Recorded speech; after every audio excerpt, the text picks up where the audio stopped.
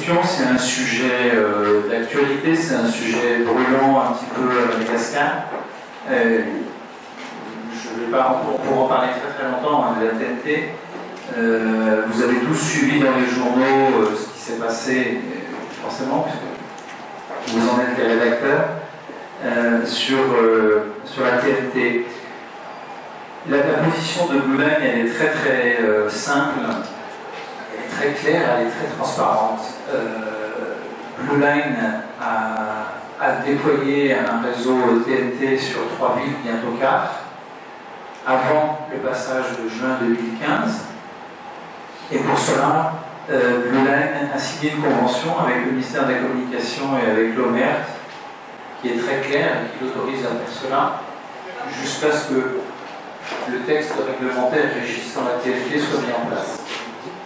Et cet accord prévoit que Blue Line, à partir du moment où il y aura un texte réglementaire qui régissera ce secteur-là, cette partie TNT, eh bien, Blue Line se pliera à ce texte réglementaire.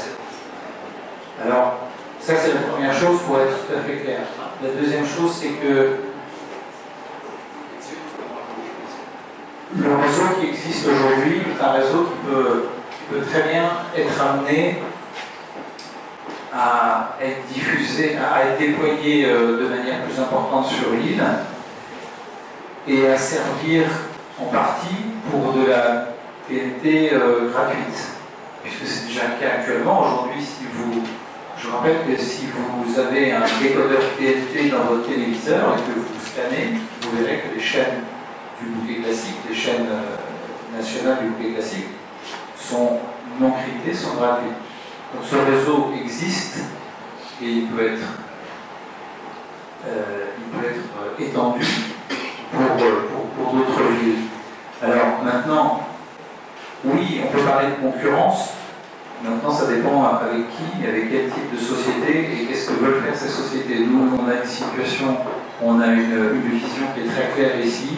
C'est rendre, d'abord c'est une société malgache, les chaînes sont malgaches, les premières chaînes du bouquet sont des chaînes malgaches, ça c'était une volonté dès le départ, et il n'est pas question que ça soit quelque chose qui soit sous un contrôle autre qu'une société malgache. Après, concurrence oui. Vous avez vu qu'il y a certains qui ont des projets de ce côté-là.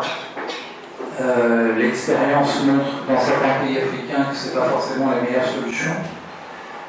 Je pense qu'il faut qu'il y ait un peu de concurrence, mais je ne pense pas qu'il y en ait trop non plus. Pourquoi? Parce que ça coûte très cher de déployer de la TNT et que s'il fallait qu'il y ait plusieurs sociétés qui déploient de la TNT, ça serait... Vous savez, c'est comme un peu les pilotes de télécommunications, vous envoyez 3 l'un à côté de l'autre. Et on se dit, mais d'abord, 1 c'est vilain, et 2, ça fait 3 fois on déploie, 3 fois on paye un pylône, alors que les pylônes pourraient héberger 2 ou 3 opérateurs.